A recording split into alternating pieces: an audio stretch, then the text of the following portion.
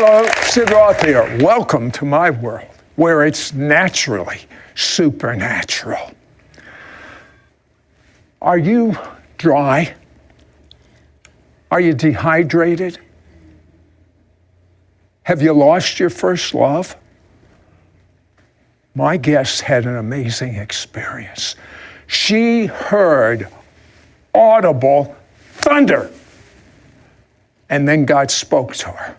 And he said, I desire for my people to have supernatural experiences with you. Look at my guest, and she told me she just got back from Brazil, some 14,000 people. She's speaking all over the world. She's an author, but it wasn't always that way. Right.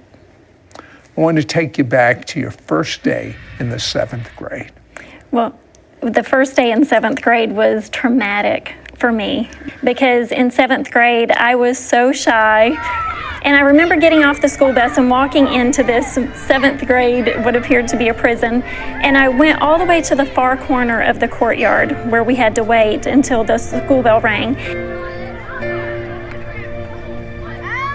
And I didn't realize at that moment was going to be a moment in my life that would change me forever. And I walked over to the concrete bench and I sat down and I began to look through my book bag because I didn't want to look so awkward. And I could feel the tears welling up in my eye, and no one wants to be labeled the crier the first day of 7th grade. And so I remember just trying to hold that in. And in that moment, I felt a tap on my shoulder. And I turned around really quick because I thought, I'm going to be bullied on the first day of school. I'm going to be picked on the first day of school. And I had all this fear built up in my life, and there was no one there. I turned around and there was no one there. And so I went back to looking through my backpack because I was fearful. And in that moment, I felt the same tap on my shoulder. And I turned around because I wanted to catch who was bullying me. Of course. But there was no one there, and in that moment, that very moment, I felt the amazing, all-consuming presence of a loving God that I grew up in church, but I had never felt it before. And I felt as if his presence sat down right next to me on that bench and put his arm around me. And when he did, all I heard were these words, and it began a journey with God that would show me that he still speaks to us today. He still walks with us. He's still right there with us. And I heard him say to me, Karen, I know your name. I know you. I knew you first. And you're not alone. You'll never be alone. And he said, if you allow me to, I'll walk this journey with you. And that began a transformation in my life, removing fear, anxiety, just worthlessness. And I'd love to say that it happened instantly, but it was a journey for me. That no matter what I faced through school, no matter what I faced growing up, and I faced many things throughout school, that the difference was I knew I was never alone, that he would never leave me, and that he was right there. You know, the message God said to you is the same message God is saying to you. Yeah. You matter. You matter. Yeah. I'm going to now take you a number of years later. You're married, and you're asleep, and all of a sudden you literally hear thunder. What happened? Yes, and that's how God always speaks to me. He speaks to me through dreams, through visions, and in that moment, I knew that God was birthing something inside of me, a message that he had inside of me, because he had rescued me, literally rescued me from a life of fear and anxiety. And in that moment, my husband had wrote books, and he had told me that God had a book inside of me, and I said, no, I said, you're the writer. I'm going to let you be the writer, and I'm going to do whatever God wants me to do. And I looked at him in that moment and I said, if God wants me to write a book, then he will speak to me himself and tell me to write a book. That was my first mistake. And so I went to bed that night and I woke up about 2 a.m. to the sound of the loudest thunder I had ever heard.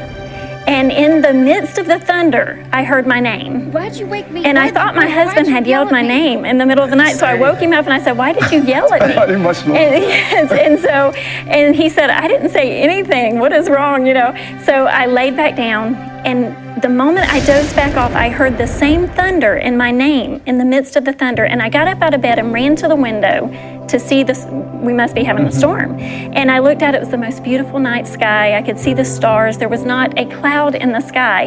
And in that moment, I heard that same voice that I heard at 13 years old sitting on that bench.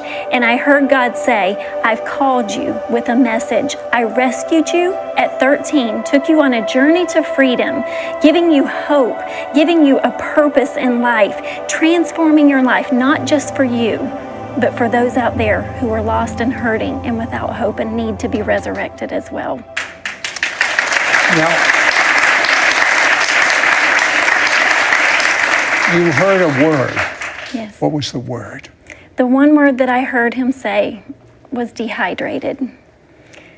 Now, there is a parallel Yes. between dehydration in the Yes. physical Yes. and dehydration Yeah. in the spiritual. That's Explain right. that. Well, there is, because so many times we get so busy in life and we're doing our own thing, and we get so busy even thinking that we're doing the work of God, that we forget that there is an actual relationship that He wants to have with us, an actual one-on-one relationship with us as His children. And so we get so busy, but everywhere I would go, everywhere I would be speaking, everyone who would come up to me after the message would say one word to me. They would say, I'm so dry, I'm so weary, I'm dehydrated. I'm at a loss of hope in my life. And God spoke to me and He said, that is the one place that the enemy is trying to keep my people, is in a place of dehydration without fresh living water. But if they'll come to me, I'll give them water that will sustain them, that they will never thirst again. When we are physically dehydrated and we lose that sense of hydration in our bodies, we become confused, we become disillusioned and frantic. Everything we do is irrational, and everything we do becomes out of a sense of survival. And that same thing happens to us when we're dehydrated spiritually. When we don't keep going to the well, we can't think clearly, we can't be effective in life when we're not filled up with His presence. Karen has a gift from God. She hears from God in dreams. She had a dream that no mother should ever have. Yeah. She saw her son dead. We'll talk about it when I come back. We'll be right back to It's Well, Karen, you had a dream no mother should have. You saw your son dead. You knew that God speaks to you very, very clearly in dreams. Well, actually, my husband and I both had the same dream on the same night. And we went out to a track to walk the next morning and began to share with each other the dream that we had. And both of us dreamed that our son was killed in a car accident. And at the time, he was about 17 years old. And we knew he drove and he had a sports car and everything. And so we immediately began to pray and began to pray protection over him and begin to pray that God would keep His hand on him, that He would guide him and lead him and prepare the path for him. But over the next 2 weeks, we began to realize that it was not a physical death at all, that the enemy had been attacking him, had been drawing him away into areas of life that he should not have been in. Our son actually came to us and began to tell us that he had been doing things that he shouldn't do. And in the moment that he began to share with us that, God took us back to that dream and showed us that He had been preparing us for this battle that we were about to go into, in just pushing through and bringing Nate back into a place of relationship with God, because Nate had come to a place of dehydration in his life where he had stopped pursuing God and started being pulled away by the things of the world that the world was enticing him with. So we began to have to go in and begin to reestablish those relationships in our home and reestablish, basically redigging the wells that had been dug for our family, and in essence pushing through the dirt, pushing through the junk, pushing through the things that the enemy had slowly just seeped into our lives. And so spiritually, in a sense, we had to grab our spiritual shovels and start digging out the garbage that had been allowed to come into our home and into our family. You know what she's saying? She's saying to you, it's time to take back what Yes. belongs to you. Yes. Now, you saw the future Yes. of your son, and it Yes. didn't look good. That's right. What happened with him after you took him back? Because he began to change. His life began to change. He came to us and he told us he wanted to pursue God's call in his life, and he wanted to do whatever God wanted him to do. We were able, by going into the presence of God, by leading him into the presence of God, to get him back to a place where he could hear God's voice, where he could sense what God wanted to do. And now our son is 25 years old, married, out in California. He's leading an amazing youth group, leading thousands of young people into the presence of God. Yes. And, you know, you like to say, Yes. God will not leave That's you right. That's where right. he finds you. That's Isn't that good news? He's not going to leave you where you're at. Yes. And that's true, because no matter what you're going through, and I just want to say to whoever's watching today, no matter what you've walked through, no matter what you're facing, no matter what you've done in your past, no matter what's been done to you, whether you've been hurt or whether you've been abused, it doesn't matter. God knows where you're at, and he wants to meet you there in that place. But the good thing about it is that when God meets you there, he'll never leave you there. He takes you on a journey to freedom, just like there was a Samaritan woman in the Bible. Mm-hmm. And she went to a well, and this woman had 5 husbands. The Bible tells us the story of her life. And so she was living with the 6th man. But the cool thing was, on this particular day, she would meet the 7th man in her life. I love that. And the number 7 means spiritual perfection and resurrection. So while her grace had run out, and she had tried to do it in her own strength, she had come to the end of herself, which is where you find God. Then in that moment, God said, you know what? I'm going to meet you here because you're worth my time, because I care about you, and I'm going to resurrect those things in your life that you thought were dead. You know, you talk about, and I love this sentence, it ain't over. Yes. Talk to someone right now and Yeah. tell this person it Yeah. ain't over. Well, I just want you to know, you may be at the end today. You may be in a place, and you may be saying to us today, you don't know where I'm at. You don't know where I've been. You don't know what I've done in my past. But you know what the cool thing about that is? That God does know where you're at. And he does know what you've walked through. And he knows what you've been through. And he knows what's been done to you. But he says to you today, it's not over. He has the final say. He has the final word. He knows the end from the beginning, and he has already won the battle. And so if you're tired and weary and dehydrated today, I challenge you to just look up, to open your eyes, to open your arms, and to receive the free gift of living water that he has. And that living water is his presence that he wants to give you in your life. Now, you talked about your son. Yes. And for the next some 8 years, Yes. you wanted to have another child. Yes. And you thought that part of your life, Yeah. I don't know, I'm not going to have another child. Yes. And then I believe it was it a dream about China? It was a vision. A vision. And Tell me God about gave that. me a vision, because after 8 years after our son was born, he was just such a blessing to us. But I knew that I had this longing to have another child, that God had promised me. I felt like in my spirit that he had promised me that I would have another child. And so one day I had dropped my son off at school, and I was just at the end. I was done. I was discouraged. I was depressed, basically, and I was thinking it's all about me. And so I remember driving home from dropping him off at school, and I remember pulling into the garage, and I said, God, I give up.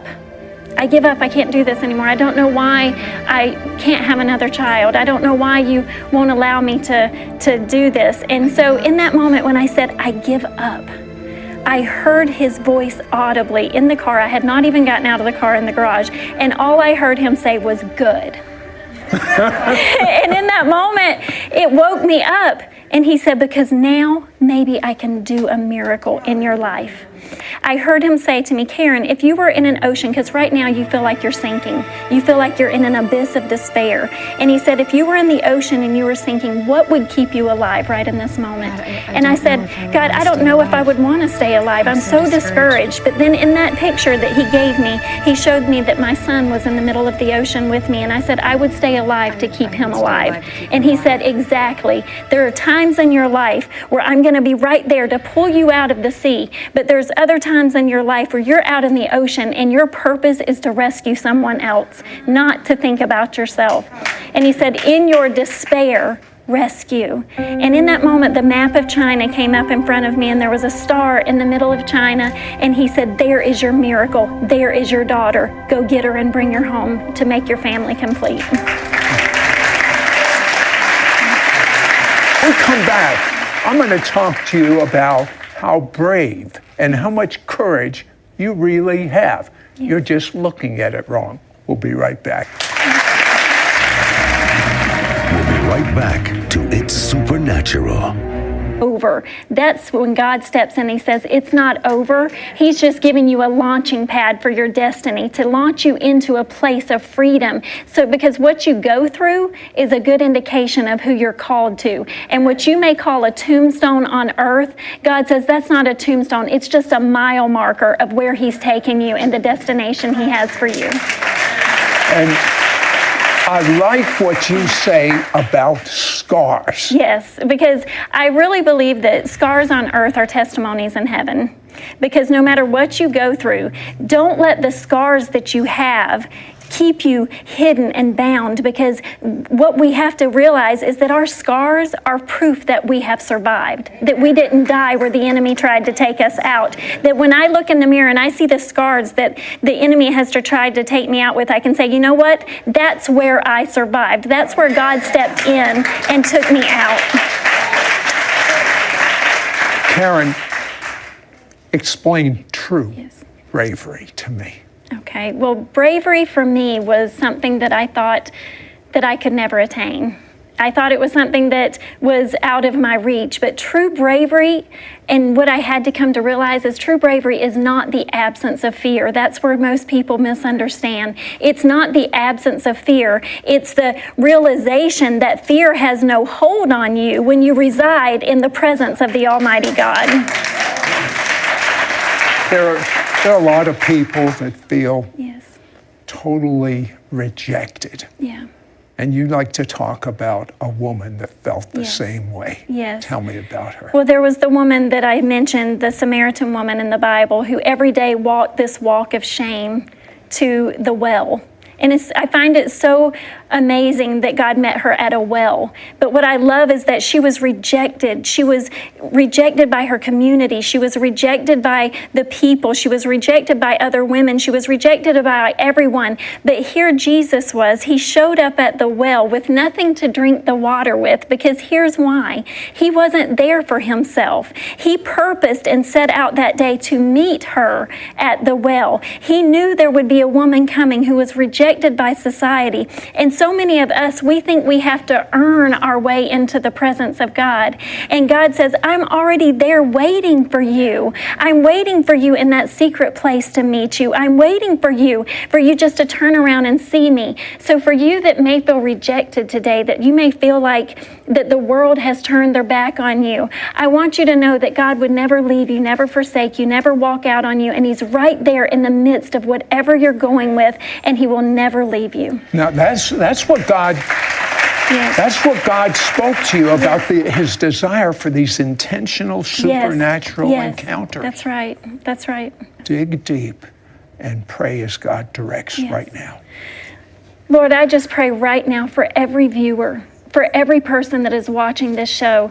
Today, I pray that right where they're at, right where they're sitting, if they're at work, if they're in car line, if they're at the grocery store, no matter where they're at, Lord, I pray that you would touch their life right now. Make yourself real to them. Make yourself known to them. Let them see you. Let them hear your voice, and let them feel your all-consuming power and your love surround them. Lord, I pray that right now, as they're sitting there watching, Lord, that whatever they're walking through, whatever they're facing, Lord, that they will hear you call their name, that they will hear you say, I'm right here with you, and that they will take you by the hand, and they will walk out a journey to freedom as you bring healing and hope and fulfillment back into their life.